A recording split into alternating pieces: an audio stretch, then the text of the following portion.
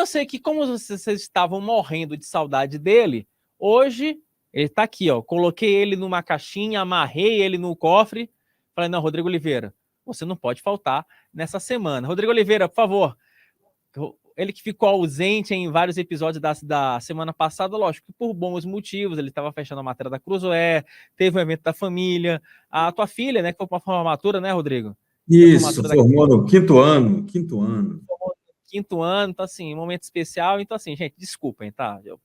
Entre falar comigo e ir para a formatura da filha, por favor, né? Nem se discute qual é a prioridade do nosso Rodrigo Oliveira. Formatura de quinta é um negócio maravilhoso. Rodrigo Oliveira, seja muito bem-vindo ao seu dia em Brasília. Aqui você sabe, né? Você é recebido de tapete vermelho. Professor, vamos falar rapidinho sobre a pauta. Vamos começar essa conversa da semana, da segunda-feira, sobre duas pautas importantes aprovadas pelo Congresso Nacional, né? Na sexta-feira passada, sexta-feira à tarde, né? Que foi a MP 1185, de subvenção do ICMS. Inclusive, nós trouxemos a aprovação aqui, ao vivo, no meio-dia em Brasília. E a tal da reforma tributária, que também foi aprovada pela Câmara dos Deputados, rapaz. Olha que coisa, ninguém imaginaria que isso sairia do papel. Alívio para o governo e vitórias do Haddad, né, Rodrigo? Sim, a reforma sim, mas eu acho que a maior vitória de todas é do Lira, sabia? Eu estava pensando nisso recentemente, né? Aquela coisa de Lira promete, Lira cumpre, né? Lira falou que aprovaria a MP e aprovaria a reforma e levou tudo.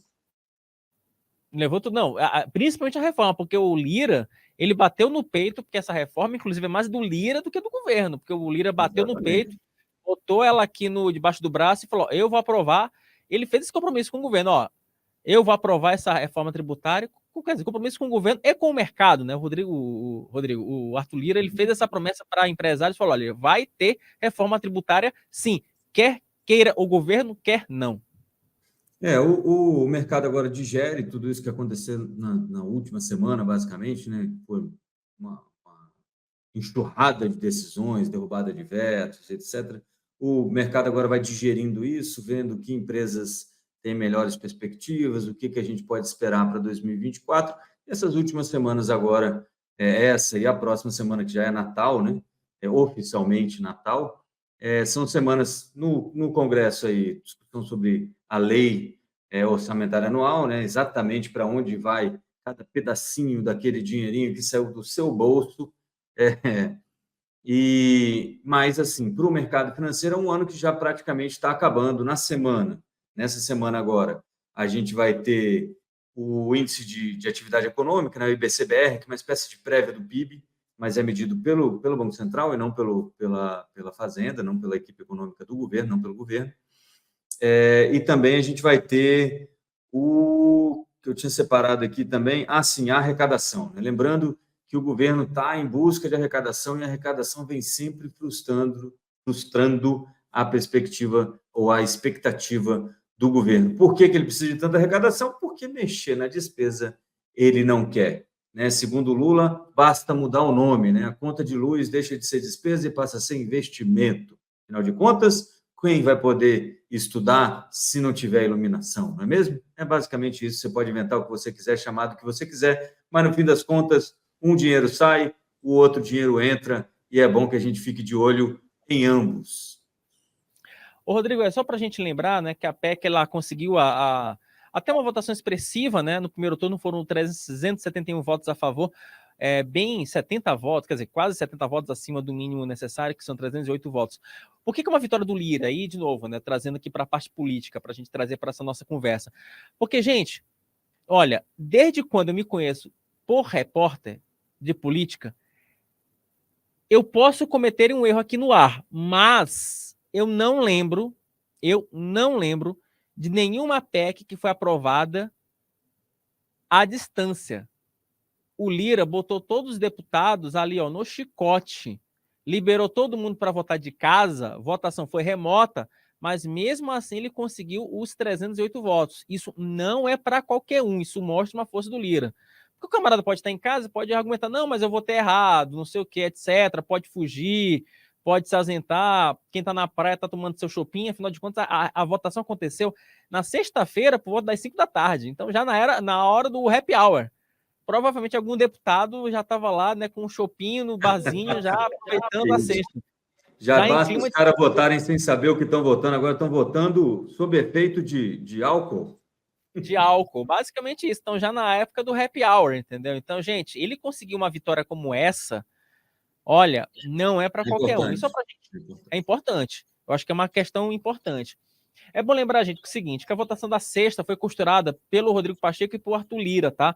Numa reunião que aconteceu na quinta-feira à noite, na residência oficial do Rodrigo Pacheco. E para evitar que esse texto que foi aprovado voltasse de novo para o Senado, qual foi a tática? O Aguinaldo Ribeiro, ele basicamente suprimiu do texto alguns trechos que foram incluídos pelo Senado, né, para não ter uma reanálise, e aí deixou apenas os chamados pontos consensuais, né? Na articulação, o relator da Câmara aceitou manter o imposto sobre produtos industrializados para garantir a competitividade da Zona Franca de Manaus. Isso é um ponto importante, porque era um ponto que poderia criar uma cisão e poderia criar esse efeito ping-pong, né? Uma aprova lá, não aprova aqui, não aprova aqui, aprova lá. Então, para evitar esse ping-pong, né, acatou-se essa mudança que foi feita pelo Senado. E o Aguinaldo Ribeiro também, no texto, excluiu 5 grupos de atividades dos regimes específicos, né, fora do chamado IVA. Aí, especificamente, alguns como, por exemplo, deixa eu ver aqui, como advogados, engenheiros, entre outras profissões regulamentadas, tá? Ah, não, perdão. Por outro lado, o Ribeiro manteve, a alíquota intermediária, né, equivalente a 70% do padrão para profissionais liberais como advogados, engenheiros ou outras profissões regulamentadas, tá? Mais ou menos isso, Rodrigo. Assim, na prática, achou-se um meio termo para poder liberar logo esse texto e a expectativa é que ele seja promulgado agora até quinta-feira desta semana. É isso, tá? Entra na pauta também, mas assim, a reforma tributária, embora seja muito importante, ela ainda tem muita coisa, para ser discutida, para ser regulamentada, tem várias definições que vão ser feitas aí por leis complementares, mas, e ela começa a valer a partir do ano que vem, mas paulatinamente é que ela vai entrando na realidade do país, né, e do brasileiro como um todo. Então, assim, ainda tem muita coisa para acontecer, mas é uma vitória do Lira, principalmente, mas do governo também, que é o governo que conseguiu fazer com que isso andasse. Tem mais de 10 anos que isso estava em discussão na Câmara. É a melhor reforma do mundo? Claro que não. Viramos o melhor sistema tributário do planeta? É claro que não. Mas é o que deu para fazer, para a gente sair daquele momento horroroso e ultra complexo que é o nosso sistema tributário. E agora a gente vai buscando alguma sanidade em cima desse negócio. Deixa eu só lembrar uma outra coisa aqui sobre a agenda econômica. Além da prévia do PIB e da arrecadação, a gente também tem a ata do Copom da decisão da semana passada, né? Na quarta-feira, o Copom decidiu cortar em 0,50 ponto percentual a Selic, levando de 12,25 para 11,75, e manteve no comunicado, basicamente, tudo o que se esperava que fosse mudado, e principalmente aquela parte de este é o ritmo adequado e deve ser repetido nas próximas reuniões. Agora, na ata, a gente vai saber um pouquinho mais sobre como é que foi a discussão do Copom e por que não mudaram o ritmo, e se, no fim das contas, o que está se discutindo agora é quando é que a gente vai parar de cortar, né? O mercado já está precificando aí próximo de 9% ao ano a Selic para o fim de 2024,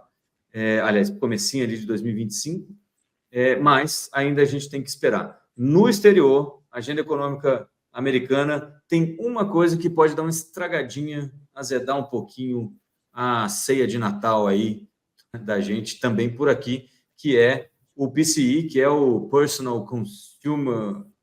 não vou lembrar agora, mas é o IPCA, é uma espécie de IPCA americano,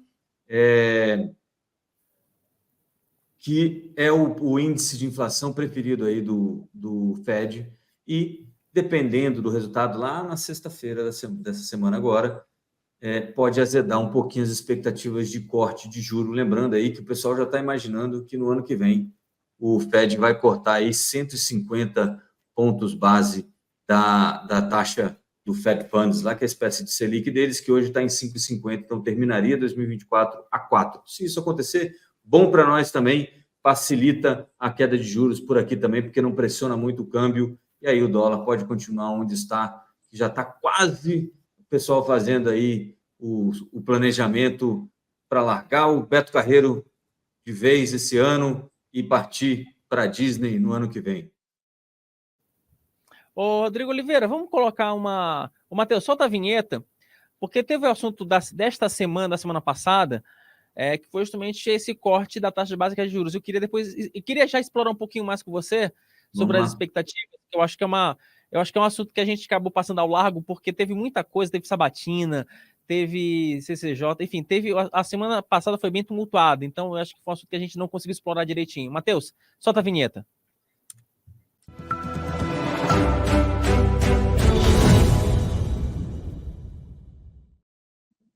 Como o nosso Rodrigo Oliveira estava falando agora há pouco, né, na semana passada houve mais um corte na taxa básica de juros, e essa semana deve vir a ata do Copom. Você já falava, Rodrigo, que esse movimento de fato é um movimento já esperado. A pergunta que eu te faço é a seguinte, chegando aí já praticamente no final do ano, isso significa um fortalecimento do Roberto Campos Neto, um enfraquecimento do governo, porque no final das contas se abaixou os juros, mas não se abaixou na marra, se abaixou no momento certo, na hora certa. E esse movimento, a tendência mesmo é que os juros continuem caindo, né? Só que não depende do Lula, mas depende do que o mercado, do que o governo pode fazer para transformar a economia em algo mais estável. É isso, né, Rodrigo? É basicamente isso. Uma das preocupações hoje no Copom é com o fiscal brasileiro. Aliás, na sexta-feira saiu aquela nota da Fitch sobre o crédito brasileiro, e a Fitch falava isso: olha, a gente está mantendo a nota em BB, que é o último nível antes de virar grau de investimento, mas com aí algum receio sobre a situação fiscal e com a deterioração fiscal brasileira, né? Isso é perigoso e isso pode ser ruim, né? Ele falava que o déficit nominal do Brasil deve ficar em 8% do PIB, que é 2,5 vezes, basicamente, o que é a média dos países que têm a mesma nota de crédito, BB, que é 3,3%.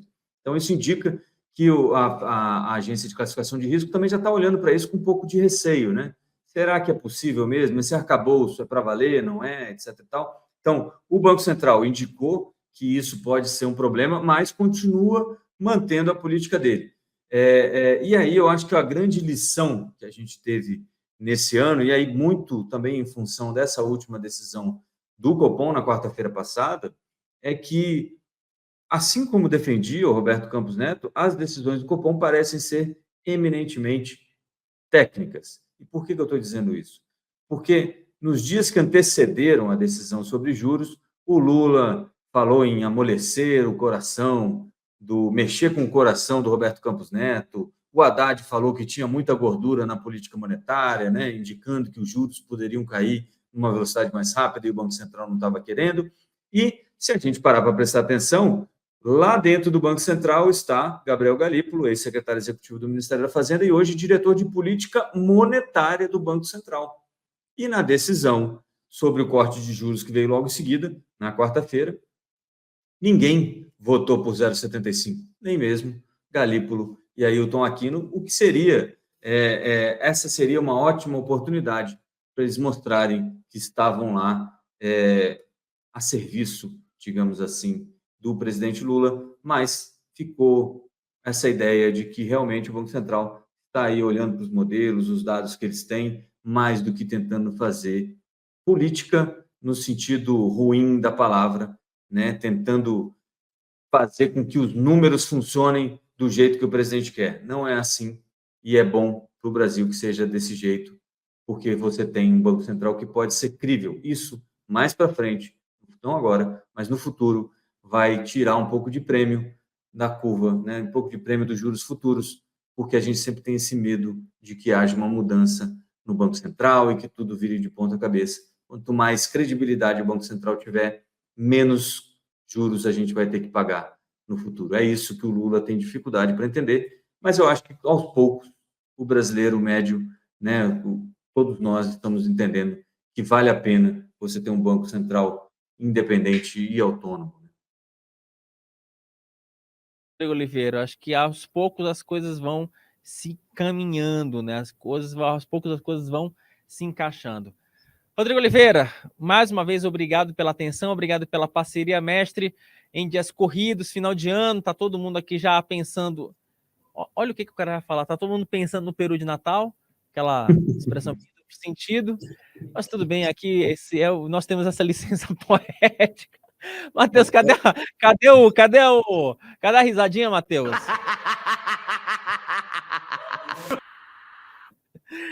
Ó, até o Rodrigo Oliveira ficou vermelho com a história do Pedro. Mais vermelho do que eu já tô, né? Que é isso, brincadeira. Rodrigo Oliveira, obrigado pela atenção. Fique com Deus, até as próximas edições do Meio Dia em Brasília, mestre. Tchau, tchau. Obrigado, Wilson. Obrigado, pessoal do chat aí. Como vocês sabem, né? De sempre, bons negócios. A gente volta amanhã. E avante, Sucupira!